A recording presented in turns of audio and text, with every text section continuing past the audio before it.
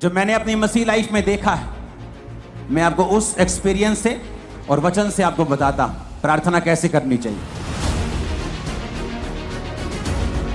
सीधा डायरेक्ट प्रभु यीशु मसीह का वचन करें।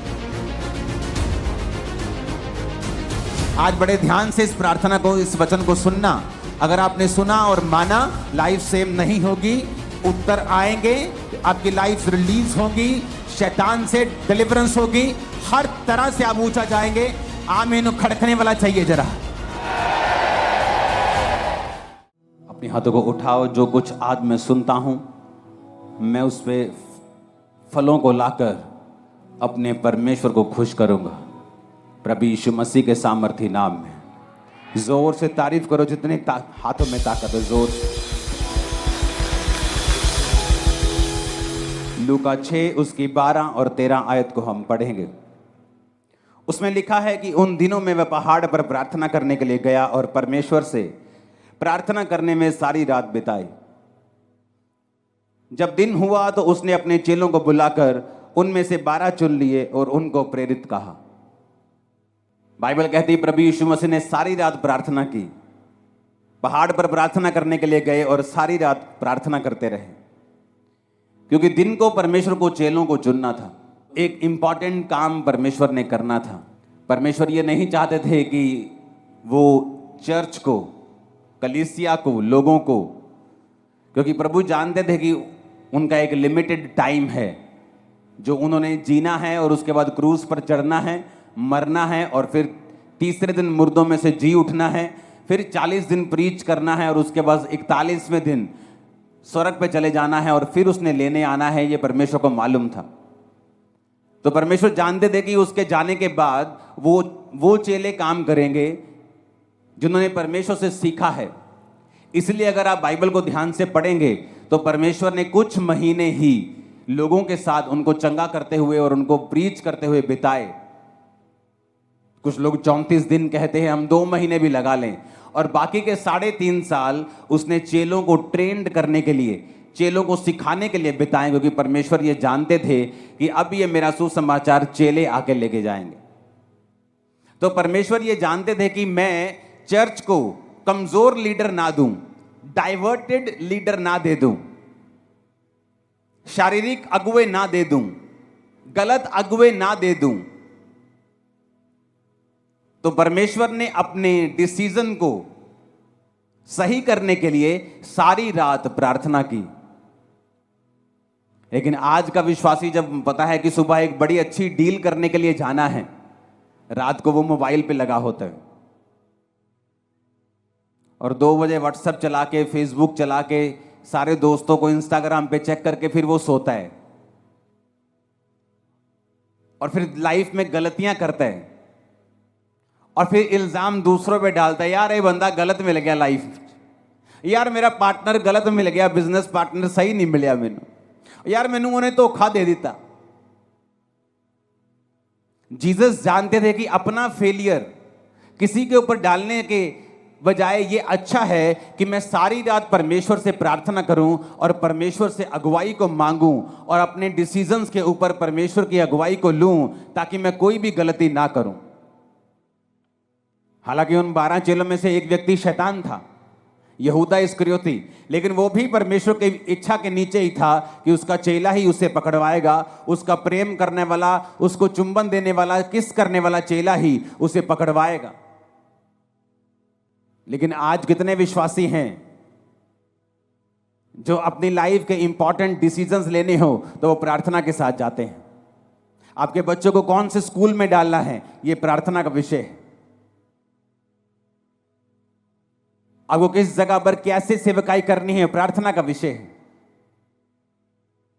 इस सेवकाई को करने से पहले, इस सेवकाई को शुरू करने से पहले मैं लंबी लंबी रातों प्रार्थनाओं में रहा हूं कि मुझे किस तरह से शुरुआत करनी है, कहां करनी है, मुझे कुछ मालूम नहीं था। बाइबल कहती है प्रार्थना छुटकारे को लेके आती है, लेकिन आज कितने विश्वासी हैं जो प्रार्थना करते हैं। अक्टूबर महीना एक बहुत स्पिरिचुअल महीना है और सबसे इंपॉर्टेंट महीनों में एक है आप लोगों के लिए। मैं आपको बता रहा हूं स्पिरिचुअली, मैं इसमें डिटेल में नहीं जाना चाहता, लोग जादू और टोनों के नीचे रहते हैं इन महीनों में, लेकिन इन्हीं महीनों में परमेश्वर का आत्मा भी आपकी लाइफ में बड़े काम करना चाहता है। बहुत लोग ये जानते हैं कि प्रार्थना करने से वो छूट जाएंगे, लेकिन जब भी वो प्रार्थना करने के लिए बैठते हैं, शैतान पूरी तरह से उन पे फाइट करता है। आपके परिवार के बीच से होके, आपके शरीर के बीच से होके, इच्छाओं के बीच से होके, आपको जब प्रार्थना करने का समय होता है, हर तरह के नेगेटिव ख्याल आपके मन में आता है, हर तरह का अविश्वास आपके मन में आता है। तो मैं भी ये क्वेश्चन करना चाहता हूं कि जब आप प्रार्थना करने के लिए बैठते हैं तभी ऐसा क्यों होता है? आप टीवी देखने के लिए बैठते तब ऐसा क्यों नहीं होता? जब आप प्रार्थना करने के लिए बैठते हैं तभी अविश्वास मन में क्यों आता है? तभी शैतान मन में क्यों आता है? तभी नेगेटिव बात मन में क्यों आती है? तभी पाप मन में क्यों आता है? क्योंकि शैतान को मालूम है प्रेयर में छुटकारा है। उसको पता है कि प्रेयर के द्वारा ही आप अगले लेवल तक जा सकते हो। उसको पता है कि प्रेयर के द्वारा ही आप ऐसे डिसीजन ले सकते हो जो आप अपने दिमाग से कभी नहीं ले पा रहे थे। क्योंकि उसको पता है कि जब आप प्रेयर करेंगे तो परमेश्वर आपकी स्पिरिट में आपकी अगुवाई करेगा। झट से आपको अंदर एक लाइट की तरह जगता है, जैसे लाइट जगती है ना एकदम कमरे में, वो मोमेंट एक लाइट की तरह होता है। जस्ट आपकी स्पिरिट में ऐसे आता है लाइट की तरह, और आपको मालूम होता है कि परमेश्वर ने आपसे बात की है। लेकिन ये सारी चीजें प्रार्थना में होती हैं और वचन पढ़ने के दौरान होती हैं, जब आप प्रार्थना वाले स्थान में होते हैं और आप वचन पढ़ते हैं। आप जानते हैं बाइबल में लिखा है कि प्रभु यीशु मसीह के कोड़े खाने से आप लोग चंगे हुए। लिखा है कि नहीं लिखा? तब भी कुछ विश्वासी बीमार रहेंगे। ऐसा क्यों? अगर यीशु मसीह के कोड़े खाने से हम चंगे हुए हैं, अगर हमारे परमेश्वर ने प्राइस पे कर दिया है, मूल्य अदा कर दिया है, तो फिर भी बीमारी क्यों? बीमारी इसलिए क्योंकि बाइबल का वचन कभी भी अपने आप पूरा नहीं होता। जिस तरह इंडिया का संविधान जो आपको ताकत देता है, जो ये कहता है कि जब आपने एक प्रॉपर्टी के पैसे पे कर दिए और वो प्रॉपर्टी की रजिस्ट्री आपके नाम के ऊपर है, तो कोई दूसरा उस पर कब्जा नहीं कर सकता, लेकिन फिर भी लोग कब्जा कर लेते हैं, हाँ या ना? फिर आप क्या करते हैं? आप कोर्ट में जाते हैं। आप कोर्ट में जाके बोलते हैं जज साहब को, जज साहब आपके संविधान में लिखा है कि ऐसा ऐसा ऐसा लॉ है, इस लॉ के मुताबिक ये मैं इस प्रॉपर्टी का मालिक हूं, कागज मेरे नाम पे हैं। तो वो जज डिसीजन देता है, जब सब कुछ जांच परख लेता है कि उस बंदे को बाहर निकाला जाए। लेकिन अगर आप केस नहीं करेंगे तो वो बंदा जो है वो आपकी प्रॉपर्टी के ऊपर कब्जा किए रहेगा। आप रोते रहिए, आप करलाते रहिए, आप भीख मांगते रहिए, आप रेंट पे रहते रहिए, आप कुछ भी करते रहिए, नुकसान झेलते रहिए, लेकिन ये सारी चीजें आपका छुटकारे का कारण नहीं बन सकती जब तक आप केस नहीं करेंगे। उसी तरह से आपको परमेश्वर के वचन जो बाइबल में लिखे हैं अपने आप से कभी भी पूरे नहीं होंगे जब तक आप इन वचनों को लेंगे नहीं।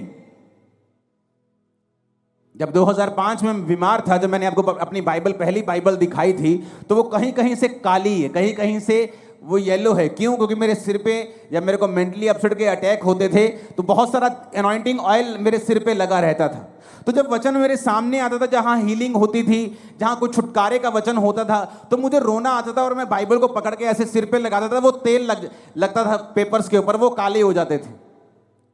तो मैं प्रभु से पूछता था कि परमेश्वर तेरे वचन में लिखा हुआ है, मैंने थोड़ी लिखा है, ये वचन मैंने थोड़ी बनाया है, तेरे वचन में लिखा हुआ है धर्मी का वंश बचाया जाएगा, तेरे वचन में लिखा हुआ है कि तेरे कोड़े खाने से मैं चंगा हो चुका हूं, तेरे वचन में लिखा हुआ है, अब ये तेरा वचन मेरी जिंदगी में पूरा हो। अपने आप कुछ नहीं होगा। पेंटीकोस्त के दिन चेले प्रार्थना कर रहे थे। क्या प्रार्थना कर रहे थे? जब पवित्र आत्मा उतरा, मैंने लोगों को पूछा, मैं लोगों को पूछता हूं क्या प्रार्थना कर रहे थे कि पवित्र आत्मा उतरा? कहते जी प्रार्थना कर रहे थे कि परमेश्वर तेरा आत्मा उतरे। मैंने कहा ऐसा तो नहीं लिखा बाइबल में। वचन कहता है, उन्होंने पुराने नियम का वचन निकाल के योएल नबी की पुस्तक निकाली और कहा प्रभु तेरे वचन में लिखा है अंत के दिनों में तू अपना आत्मा सब मनुष्यों के ऊपर उंडेलेगा। अब तू अपने लिखे हुए वचन के अनुसार अपना आत्मा दे। जब परमेश्वर आपको लिखे हुए वचन से प्रार्थना करते हुए देखता है तो वो आपकी प्रार्थना मोड़ सकता है, खाली भेज सकता है, लेकिन वो अपने लिखे हुए वचन के बीच से की गई प्रार्थना को खाली नहीं भेजता। कितने मेरी बात को समझ रहे हैं? जब आप जज को बोलते हैं जज साहब इसको छोड़ दीजिए, ये अपनी मां का एक लौता बेटा है, इसकी मां मर जाएगी, तो जज इस बिहाफ पर गुनहगार को छोड़ता नहीं है। आप कुछ भी मत बोलिए जज को, ये अकेला बेटा है कि इसकी मां के 14 बच्चे हैं, छोड़ दीजिए। आप ये बताइए जज को कि ये प्रूफ है जी, ये निर्दोष है। जज और कुछ नहीं पूछेगा, उसको छोड़ देगा, हाँ या ना। उसी तरह से आप परमेश्वर को धमकियां देते हैं, प्रभु मेरा अभी मैं तो अभी जवान हुई हूं। आप धमकियां देते हैं, प्रभु मेरा बच्चा अभी छोटा है। आप धमकी देते हैं, प्रभु मेरे पास पैसा नहीं है तो मेरी मां को कैंसर कैसे हो सकता। आप धमकियां देते हैं, उसका कोई भी असर परमेश्वर पे नहीं होगा, क्योंकि वो लिखे हुए वचन से बीच में से जो प्रार्थना की जाती है उसको वो सुनता है और उत्तर देता है, क्योंकि वो अपने वचन का इनकार नहीं कर सकता। एक विश्वासी को कैसे प्रार्थना करनी चाहिए, आज बड़े ध्यान से इस प्रार्थना को, इस वचन को सुनना। अगर आपने सुना और माना, लाइफ सेम नहीं होगी, उत्तर आएंगे, आपकी लाइफ रिलीज होगी, शैतान से डिलीवरेंस होगी, हर तरह से आप ऊंचा जाएंगे। आमीन खड़कने वाला चाहिए जरा। अब आपको बात बड़े ध्यान से समझना है, एक विश्वासी को प्रार्थना कैसे करनी चाहिए, यह मैं आपको समझाता हूं। ये मैं उन लोगों को समझाता हूं कई बार जो मेरे पास मिलने के लिए आते हैं, लेकिन आज मैं आप सबको समझा रहा हूं। एक विश्वासी को प्रार्थना कैसे करनी चाहिए, कौन सी प्रार्थना है जिससे आपकी लाइफ में रिजल्ट आता है। अब आपने ये बात समझ ली कि प्रार्थना जरूरी है, प्रार्थना नहीं करेंगे परमेश्वर उत्तर नहीं देगा। उसने लिखा है मांगो तो दिया जाएगा। वचन, ये आप बोलेंगे वचन में तो लिखा है कि परमेश्वर मांगने से पहले जानता है तुम्हें किन वस्तुओं की जरूरत है। हाँ, वो जानता है तुम्हें किन वस्तुओं की जरूरत है, लेकिन देता तभी है जब तुम मांगते हो, क्योंकि वो अपने वचन को पूरा करता है। मांगो तो दिया, ढूंढो तो तुम, खटखटाओ तो तुम्हारे लिए खोला जाएगा। अब शैतान बुरी कोशिश करता है कि जब तुम प्रार्थना करने के लिए बैठो, तुम्हें फोन याद आ जाए, तुम्हें सॉन्ग याद आ जाए, तुम्हें कुछ बात याद आ जाए, तुम्हें काम याद आ जाए, एनीथिंग पॉसिबल, पॉजिटिव और नेगेटिव एनीथिंग वो आपको याद करवाएगा, क्योंकि उसको मालूम है कि प्रार्थना ही एक ऐसा एक लौता माध्यम है जिसके द्वारा तुम परमेश्वर के साथ जुड़ते हो और आगे बढ़ते हो, और परमेश्वर का आत्मा तुम्हारी अगुवाई करता है। जो मैंने अपनी मसीह लाइफ में देखा है, मैं आपको उस एक्सपीरियंस से और वचन से आपको बताता हूं प्रार्थना कैसे करनी चाहिए। आपको दिन में सुबह प्रार्थना करनी चाहिए, आपकी पर्सनल प्रेयर, जिसमें आप सिर्फ अपने लिए, अपने परिवार के लिए, अपने काम के लिए, अगर आप पास्टर हैं तो अपनी सेवकाई के लिए आप प्रार्थना करते हैं। अगर आप सुबह 1.5 घंटा प्रार्थना करने के लिए बैठे हैं, क्योंकि उसके बाद आपको काम पे निकलना है, तो आपको पौना घंटा प्रार्थना करनी है, 45 मिनट। आधा घंटा आप वचन पढ़ें और बाकी का 15 मिनट आप वचन को खोलें और अपनी लाइफ के मुताबिक, मान लीजिए एक विश्वासी बीमार है, वो नीति वचन को निकाले 3 को, वो यशाया 54 को, वो भजन संहिता 103 को, वो इस तरह के वचन निकाले जहां परमेश्वर ने आपको शारीरिक चंगाई की वायदा किया है। आप उस वचन को पढ़ें कि परमेश्वर तेरे वचन में लिखा है। जिस तरह जब मुझे रोग था तो मैं परमेश्वर को बोलता था कि प्रभु तेरे वचन में लिखा है भजन संहिता में कि तू मुझे दीर्घ आयु से तृप्त करेगा, तो मैं प्रभु से बात करता था, लड़ता था, जैसे फाइट करते हैं। किससे? वचन से। इमोशनल फाइट नहीं, उसका कोई फायदा नहीं। वचन से फाइट करना। परमेश्वर कहता है वचन से अपने प्रमाण मुझे दो, सबूत दो मुझे, क्यों मैं तुम्हें चंगा करूं, क्यों तुझे बच्चा दूं, क्यों ब्लेस करूं, सबूत दो। क्या है सबूत? सबूत वचन है। तो प्रभु से मैं बोलता था प्रभु तेरे वचन में लिखा है कि तू मुझे दीर्घ आयु से तृप्त करेगा, तो क्या इस रोग के साथ मैं दीर्घ आयु जी सकता हूं? अगर जी सकता हूं तो ये दीर्घ आयु किस काम की होगी अगर मैं सारी उम्र रोगी रहूंगा? तो मैं इस तरह से प्रभु के साथ फाइट करता था कि प्रभु तेरे वचन में लिखा है कि तू मुझे दीर्घ आयु से तृप्त करेगा। एक टेस्टिमनी को मैं पढ़ रहा था एक सिस्टर की, आज बहुत सारी जबरदस्त गवाहियां आपने सुनी, तारीफ करो सब गवाहियों के लिए। तो मैं गवाही जब सुन रहा था तो एक सिस्टर थी जिसने वचन सुना, और वचन सुनने के बाद उसने रोज वचन के बीच से प्रार्थना करनी शुरू कर दी। तो हुआ क्या था, उसके यूट्रस में बीमारी थी, उसको बेबी नहीं, हस्बैंड में भी रोग था, बेबी नहीं हो सकता था। लेकिन उसे यह मालूम हुआ कि वचन के बीच से अगर मैं प्रार्थना करूंगी, प्रभु को उसके वायदे याद करवाऊंगी, तो ये परमेश्वर संभव है। उसने प्रार्थना करनी शुरू कर दी वचन से कि प्रभु तेरे वचन में लिखा है कि धर्मी का वंश बचाया जाएगा। मेरा वंश कहां है? क्या मैं धर्मी नहीं हूं? मैं तुझ पे विश्वास करती हूं तो मैं एक धर्मी हूं।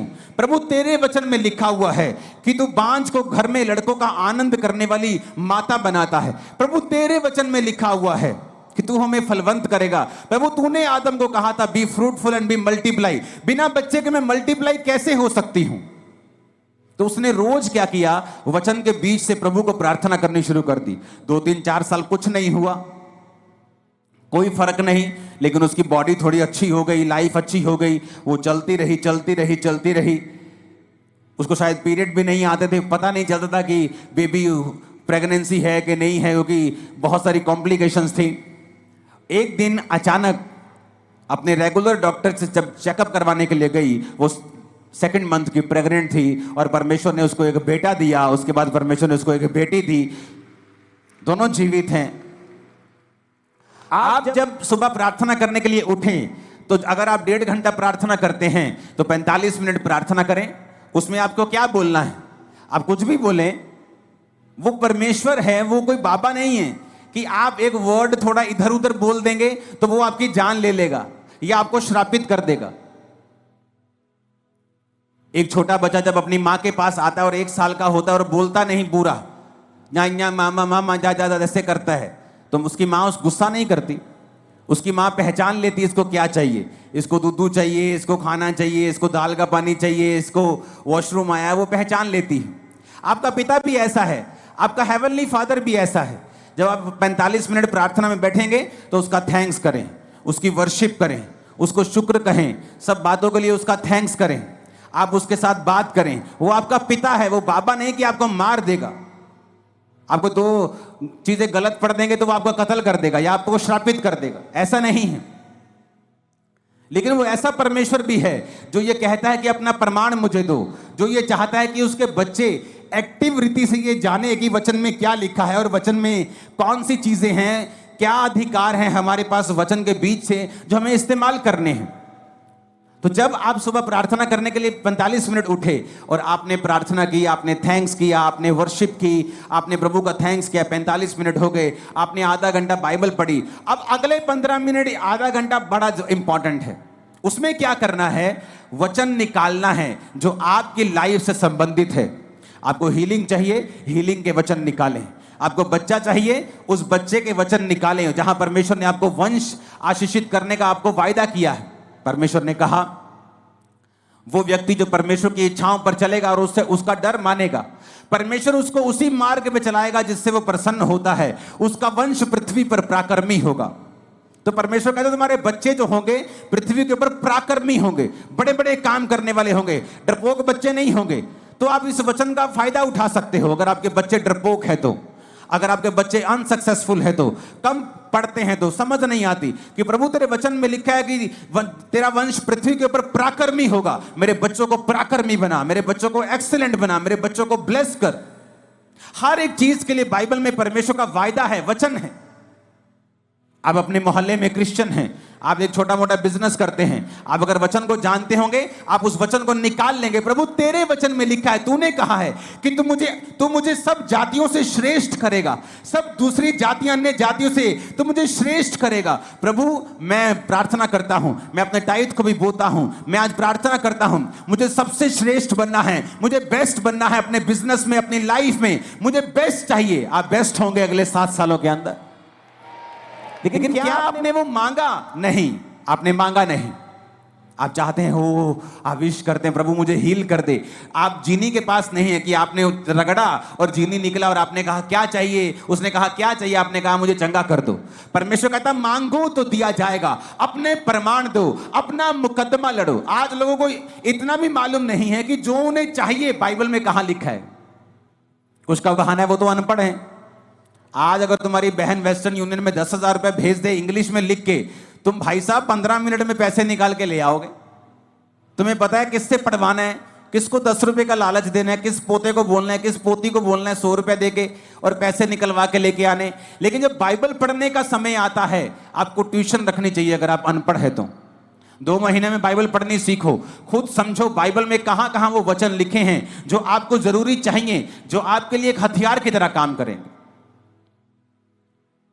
ऊंची आवाज में हालेलुया बोलो जरा। अगर आप प्रार्थना नहीं करेंगे, इसका मतलब आपने प्रभु से मांगा नहीं। आपने मांगा नहीं, आपने पाया नहीं। उसने कहा मांगो तो दिया जाएगा। तो मेरी प्रार्थना कैसे होती थी?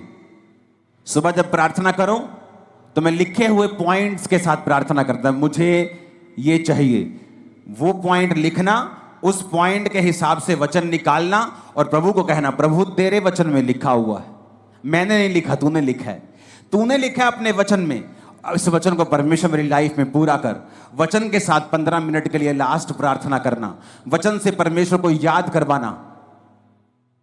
अगर आपको कोई सीरियस प्रॉब्लम है तो उसके बाद आप शाम को प्रार्थना करें फिर 1.5 घंटा, और उसके बाद सेम वही प्रार्थना रात को करें 1.5 घंटा। अगर आप ठीक हैं, आपकी लाइफ में ओके है, आप ब्लेस्ड हैं, आप 1 घंटा 1 घंटा 1 घंटा आप 3 बार प्रार्थना करें रोज। सुबह 1 घंटा, शाम को 1 घंटा, रात को 1 घंटा। आप शाम को 1 घंटा नहीं दे सकते, आप काम, बिजनेस वूमन है, आप काम करने जाती हैं, आप एक बिजनेसमैन हैं, तो आप सुबह को 1.5 घंटा, रात को 1.5 घंटा परमेश्वर को दें। अपने दिन की शुरुआत प्रार्थना से करें, रात का अपना दिन का अंत प्रार्थना से करें। आप परमेश्वर को लिखे हुए वचनों से बताएं कि आपको क्या चाहिए, अपने पॉइंट्स को लिख कर रखें, उन पॉइंट्स के हिसाब से बाइबल के वचन निकालें और फिर परमेश्वर को उन वचनों से बताएं कि परमेश्वर मुझे ये चाहिए क्योंकि तेरे वचन में ये लिखा हुआ है। अगर आप अपना मुकदमा नहीं लड़ेंगे, अगर आप अपना मुकदमा पेश नहीं करेंगे, आप वचन के बीच से होकर लड़ाई नहीं करेंगे तो आपको नहीं मिलेगा। अब अपने आप में अंदर एक, पंजाबी के अंदर झाती मार के देखो अंदर जरा कि कितनी प्रार्थना करते हैं आप, या जो आपको चाहिए कि आपने उससे इनफ मांगा है, जो आपको प्रभु से चाहिए क्या आपने उसके लिए फाइट की है, क्या आपने उसके लिए लड़ाई की है? नहीं की। अगर केस बड़ा हो, आम बुखार हो तो पैरासीटामोल से ठीक हो सकता है, लेकिन बुखार अगर टीबी की वजह से हो तो टीबी की दवाई खानी पड़ती है। केस बड़ा है, कैंसर बड़ा है, बीमारी बड़ी है, प्रार्थना आधे घंटे की है, बस यही बोलते रहते बेड पे बैठे, प्रभु कुछ कर, प्रभु मैंने चंगा कर, और ये नहीं कहते प्रभु तेरे वचन में लिखा है तेरे कोड़े खाने से हम चंगे हुए। आज मैं वचन के बीच तेरे पास आता हूं, तूने कहा है तू संकट के दिन तू मुझे पुकार तो मैं तुझे उत्तर दूंगा। तेरे वचन में लिखा हुआ है कि तू अपने धर्मी जन के अपराधों को माफ करता है, उनको चंगा भी करता है, लेकिन वचन के बीच से हमने कोई प्रार्थना नहीं की। यीशु मसीह को मालूम था कि मैं अपनी चर्च को कमजोर चेले नहीं दे सकता, डाइवर्टेड चेले नहीं दे सकता, क्योंकि जब प्रभु यीशु मसीह ने 12 चेले चुने तो मैं आपको बता सकता हूं परमेश्वर के पास सैकड़ों लोग थे जो उसको उस समय फॉलो कर रहे थे, और सैकड़ों लोगों में से परमेश्वर ने 12 प्रेरित चुने थे, और उन 12 प्रेरितों को चुनने से पहले प्रभु यीशु मसीह खुद परमेश्वर होने के बावजूद भी वो सारी रात पिता से प्रार्थना करने के लिए गए। आज हमें लगता है ये अच्छा है, ये अच्छा है, लेकिन परमेश्वर कहता है विद प्रेयर अगर तुम वो काम करोगे तुम कभी फेल नहीं होगे। कितनों को इन बातों को समझ आ रही है? कहां गलती है, कहां चर्च गलती कर रही? परमेश्वर ने सारी रात प्रार्थना रोज नहीं की, उसने रोज सारी रात प्रार्थना नहीं की। मैं रोज रात को प्रार्थना करता हूं, लेकिन रोज फुल नाइट प्रेयर नहीं करता हूं। मैं रोज सुबह प्रार्थना करता हूं, रोज रात को प्रार्थना करता हूं, शाम को भी हम फैमिली प्रार्थना करते हैं। हालेलुया। तो क्या मैं इनफ प्रार्थना कर रहा हूं? तो ये बेस्ट है कि अगर आप 1+1+1 प्रार्थना करें। अगर आप 1 घंटा प्रार्थना करने के लिए बैठे हैं सुबह 1.5 घंटा, तो आधा पौना घंटा आप प्रार्थना करें, प्रभु से अपने वर्शिप करें, उसका थैंक्स करें। उसके बाद आप बाइबल पढ़ें कुछ समय के लिए, और फिर कुछ समय आप बाइबल के वचनों के बीच से होकर प्रार्थना करें। आपकी लाइफ कभी भी सेम नहीं रहेगी। अगर आपको इस बात का प्रमाण देखना है तो एक काम करें, अपनी बाइबल के पीछे एक पेंसिल ले लें और अपनी बाइबल के पीछे पेंसिल से अपने प्रेयर पॉइंट लिखें, आपको क्या क्या चाहिए। पहला पॉइंट क्या चाहिए, दूसरा क्या चाहिए, तीसरा क्या चाहिए, चौथा क्या चाहिए। पेंसिल से लिखें, पेन से नहीं लिखना। और उन पेंसिल से लिखे हुए जो आपके प्रेयर पॉइंट हैं उन्हें वचन के बीच से होकर आप रोज 1+1+1 रोज 2 समय कम से कम 1.5 घंटा या 1 घंटा 3 बार आप रोज परमेश्वर को याद करवाना शुरू करें। आप फिर देखें कुछ महीने बाद कि जो पॉइंट आपने पीछे लिखे हुए हैं, मैं आपको बता सकता हूं वेरी सून उनमें से 50%, 60%, 70%, फिर 90%, 100% आप उन प्रेयर पॉइंट्स को पूरा होते हुए देखेंगे। आप देखेंगे कोई रह ही नहीं गया, आप आगे ऐड करते जाएंगे, वो नए होते जाएंगे, लेकिन जो आपने पुराने ऐड किए होंगे आप देखेंगे कि किस तरह से परमेश्वर ने आपकी लाइफ में वो काम किया। और जो आपके प्रेयर पॉइंट पूरा हो गया उसे मिटे दें, उसे मिटाकर पेन लें और बाइबल में ही कहीं पर एक बहुत से बाइबल में खाली पेजेस होते हैं, उस पेन से लिखें गवाही कि ये प्रेयर पॉइंट आपका था, इस तारीख को परमेश्वर ने इसको पूरा कर दिया। जो प्रेयर पॉइंट पूरा होता जाए बाइबल के पीछे पेन से लिखते जाएं। आप हैरान हो जाएंगे इस प्रार्थना को करने के बाद, इस तरह की प्रार्थना को करने के बाद जब आप 1 साल के बाद अपनी बाइबल देखेंगे तो आपके नीले पॉइंट ज्यादा होंगे और काले वाले कम होंगे। आप देखेंगे वो पूरे हो रहे हैं। और जब भी आप देखेंगे कि शैतान आपको इस प्रार्थना करने से क्यों रोकता रहा है, उसको मालूम है इसी प्रेयर में रिजल्ट आना है। शैतान को पता है कि इसी प्रार्थना के द्वारा आप छुड़ाए जाएंगे, इसलिए वो पूरी संभव कोशिश करता है कि आपको इस प्रार्थना से दूर रखा जाए, क्योंकि प्रार्थना में छुटकारा है ये शैतान जानता है। परमेश्वर ने क्या कहा, इतना सिंपल और इतना पावरफुल परमेश्वर ने वचन दिया। परमेश्वर ने कहा एक नगर में एक विधवा थी और एक अधर्मी न्यायी रहता था। न्यायी मतलब एक जज रहता था, लेकिन अधर्मी था, पापी था। तो विधवा बार बार उसके पास जाकर बोलती थी मेरा न्याय चुका और मुझे मुद्दई से बचा, मुझे इस फलाने बंदे से बचा, मेरा न्याय कर। तो बाइबल कहती है, परमेश्वर कहता कि वो अधर्मी, वो पापी न्यायी क्या सोचता है कि ये विधवा आकर बार बार मेरे नाक में दम ना कर दे, इसलिए मैं इसका काम कर देता हूं। तो परमेश्वर ने कहा सुनो वो अधर्मी क्या कहता है। अब जो व्यक्ति दिन रात परमेश्वर के नाम की दुहाई देता है, परमेश्वर ने कहा क्या मैं उसका न्याय नहीं करूंगा? जो व्यक्ति दिन रात मेरे नाम की दुहाई देता है, क्या मैं उसका न्याय नहीं चुकाऊंगा? क्या मैं उसकी प्रार्थना नहीं करूंगा? ये कौन कह रहा है? सीधा डायरेक्ट प्रभु यीशु मसीह का वचन है ये। प्रभु यीशु मसीह अपने मुंह से अपने लोगों को समझा रहे हैं कि एक विधवा बार बार जाने से एक पापी बंदे से न्याय ले सकती है। तो प्रभु कहता है कि अगर तुम मेरे पास दिन और रात मेरे नाम की दुहाई दोगे, मैं तुम्हारा न्याय क्यों नहीं करूंगा? मैं तुम्हें क्यों नहीं छुड़ाऊंगा? मैं क्यों तुम्हारी प्रार्थना का उत्तर नहीं दूंगा? मैं क्यों तुम्हें नहीं बंधनों से आजाद करूंगा? पर कंडीशन क्या है? अगर वो दिन रात मेरे नाम की दुहाई दें। आप एक दिन प्रार्थना करेंगे सुबह, आपने प्रार्थना की प्रभु तेरे वचन में लिखा है धर्मी का वंश पराक्रमी होगा। प्रभु अपने बच्चों के लिए प्रार्थना करता हूं, अपने लिए हीलिंग के लिए, डिलीवरेंस। आप प्रार्थना करते हैं वचन के बीच, आप वही प्रार्थना फिर शाम को करते हैं, वही प्रार्थना फिर आप रात को करते हैं, फिर सुबह, फिर दोपहर, फिर शाम, फिर रात, फिर सुबह, फिर शाम, फिर रात, फिर सुबह, फिर शाम। परमेश्वर को आप दुखी कर देंगे और वो जवाब देगा। वो अपने वचन का इनकार नहीं कर सकता, वचन को डिनाई नहीं कर सकता। अगर आप वचन के बीच से उससे लड़ेंगे, वो आपको उत्तर देगा। याकूब को भी ये बात मालूम थी। याकूब को पता था कि उसका भाई उसे मारने के लिए 400 बंदे लेके आ रहा है। क्या लिखा वचन में? उसने सब परिवार को नदी के पार कर दिया। अपने 11 जितने बच्चे थे उसके उस समय तक, उन 11 बच्चों को, उन पत्नियों को, उन भेड़ों बकरियों को, सबको आगे कर दिया और रात अकेला रह गया। और क्या करता रहा? लिखा वो स्वर्गदूत के साथ रात भर लड़ता रहा। कैसे लड़ता रहा? शरीर के साथ नहीं। आप प्रभु से नहीं लड़ सकते, जा मैं तेनू नहीं मानता, जा मैं हुन प्रार्थना, आप ऐसे नहीं लड़ सकते। आप वचन से लड़ सकते। प्रभु तेरे वचन में लिखा है कि नहीं लिखा? तेरे वचन में लिखा है ना, तो ये मेरे जीवन में पूरा कर। तेरे वचन में लिखा है, मैं बांझ कैसे रह सकती हूं? क्योंकि तूने कहा है कि धर्मी तू बच, तेरा घराना बचाया जाएगा। तेरे वचन में लिखा है गर्भ का फल यहोवा के ओर से दिया हुआ प्रतिफल है। तेरे वचन में लिखा है, तो मैं गर्भ के फल से कैसे रह सकती हूं? आप लड़ेंगे नहीं। तो बाइबल कहती है वो पूरी रात लड़ा और परमेश्वर के दूत ने कहा अब से तेरा नाम इज़राइल होगा, और उसके भाई का मन चेंज हो गया। जब वो भाई से मिला तो उसने उसे मारा नहीं। क्यों? क्योंकि प्रार्थना में वो सब बातों को जीत चुका था।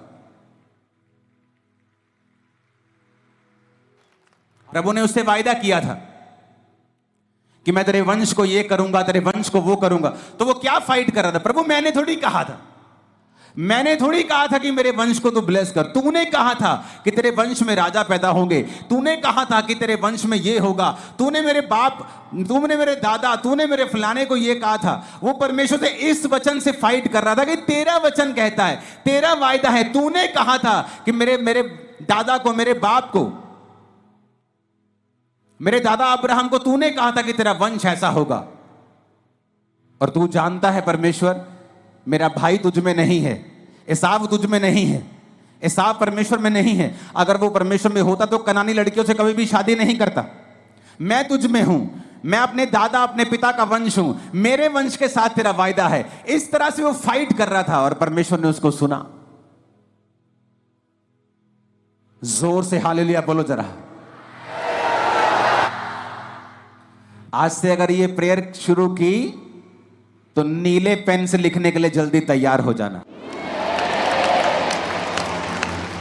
लिखना जरूर, आपको समझ आएगी मैं क्या कह रहा हूं।